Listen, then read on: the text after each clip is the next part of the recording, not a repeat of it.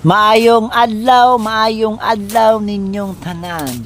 Mga ka-Facebook, mga ka-Reels, daghan kayong salamat di ay sa mga naka-follow o nag-share sa akong mga video.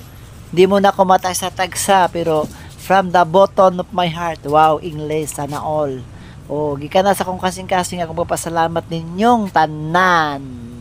O, busy kay ko karon no. O akong gibuhat karon nagpotos ko og tubig para gamunog ice ni para ugma kaya akong ice na hurot jud tanan. O gikan ko sa panagat ana ha kay nakakita mo sa akong video nako ganina nga namasul kog kutob.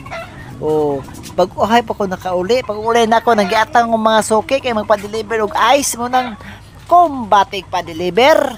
Gipaspasag pa-deliver mo nang ako ang 50 kapin kabuk ice horot jud kaayo mo nang karon nagputos na pug og ice karon para ugma ni mga guys akong gigamit ani nga sulupin katong tag 2 kilo nga masod sa bugas.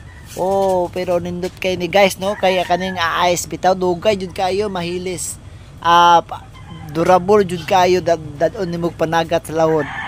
Mga guys kung kanina na sa inyong barangay kanina inyong palita kay nindot ni nga ice. Daghang king salamat ninyo guys no sa ako ang mga sa inyo ang mga pag-follow sa ako, pag-like sa akong mga video. Daghang king salamat. Thank you. Goodbye.